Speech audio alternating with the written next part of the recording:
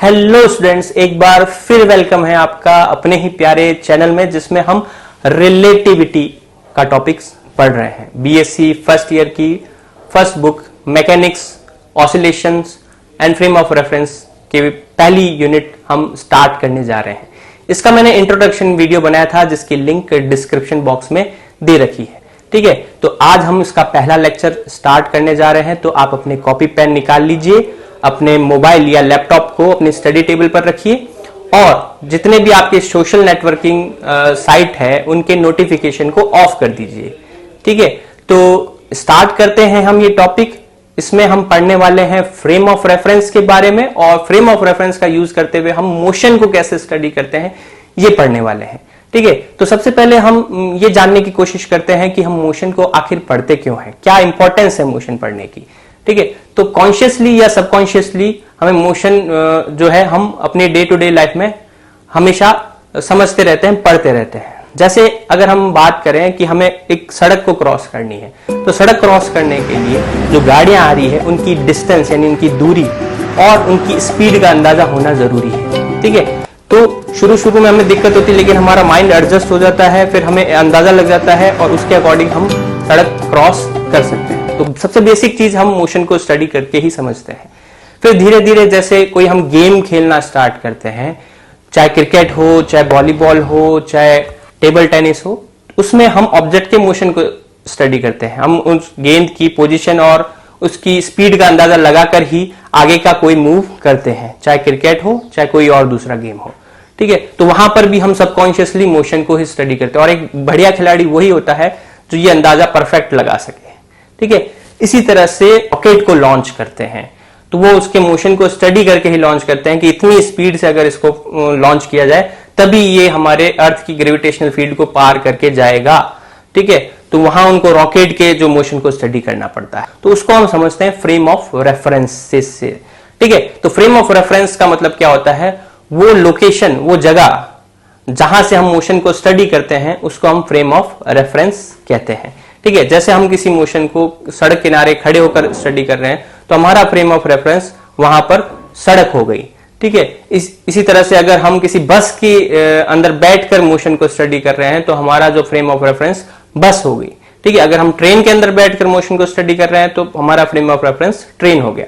ठीक है, तो वो लोकेशन जहां से मोशन को स्टडी किया जाता है उसी को फ्रेम ऑफ रेफरेंस कहते हैं। ठीक है, तो स्टडी करने के लिए कुछ टूल और चाहिए होते हैं, कुछ सिस्टम हमें चाहिए होता है। ठीक है, उसी को हम फ्रेम ऑफ रेफरेंस कहते हैं। इसको हम एग्जांपल से समझते हैं। ठीक है, जैसे मान लो कुछ चींटियां जो है वो अपना सारा परिवार, चींटियों का एक सारा परिवार जो है वो एक तार पर रह रहा है। ठीक है, एक पतले लंबे तार पर रह रहा है। ठीक है, उनका जो भी मोशन हो रहा है उसी तार पर हो रहा है।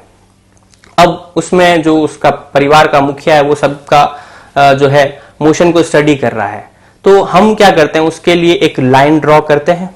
ठीक है, और मुखिया जहां खड़ा है वहां एक बिंदु मानते हैं जिसको हम बोलते हैं मूल बिंदु।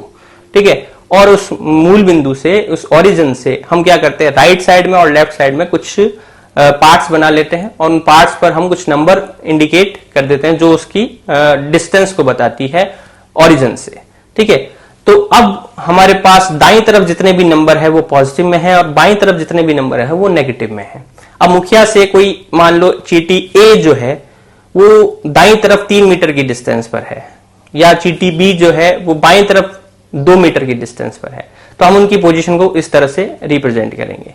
ए की पोजीशन प्लस का 3 मीटर शो करेंगे और बी की पोजीशन माइनस का 2 मीटर शो करेंगे।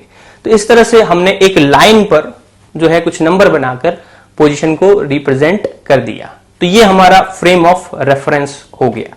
ठीक है, ऐसा frame of reference one dimensional frame of reference कहलाता है। अब मान लो हमारे साथ हमारे पास जो है सिचुएशन थोड़ी सी कॉम्प्लिकेटेड है। क्या है, हमारे पास एक जो है कैरम बोर्ड दे रखा है। अब उस कैरम बोर्ड में जो है हमें गोटियों की पोजीशन देखनी है, और वो भी किसके रेस्पेक्ट में देखनी है, सेंटर के रेस्पेक्ट में देखनी है।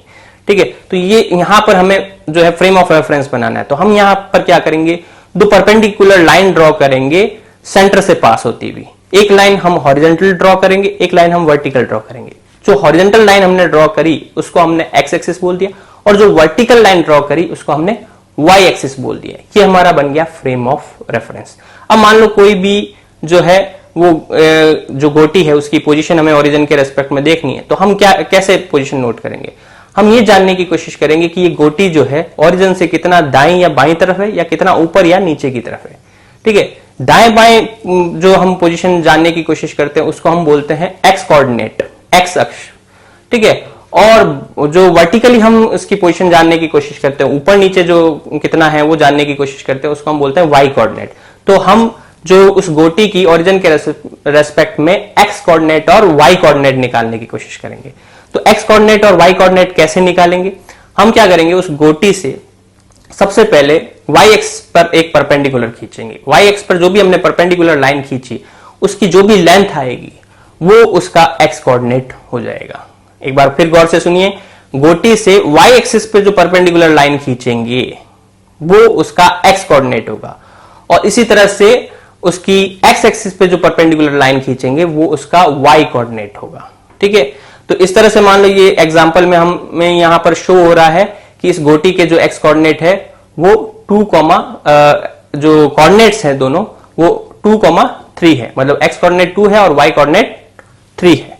ठीक है, तो ये शो कर रहा है कि ये जो गोटी है ओरिजिन से दाईं तरफ 2 मीटर की डिस्टेंस पर है और ऊपर की तरफ इसकी डिस्टेंस 3 मीटर है। ऐसा ही मान लो एक दूसरी गोटी लें अगर हम, ठीक है, उसके कोऑर्डिनेट जो आएंगे वो कैसे आएंगे? हमने ये तरीका, ये मेथड यूज किया और उसके कोऑर्डिनेट आए -4,3।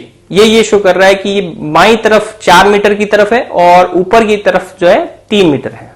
ठीक है, ऐसे हम 2-3 एग्जांपल और देख सकते हैं। तो इसके थ्रू आपको समझ में आ गया होगा कि पोजीशन कैसे निकालते हैं।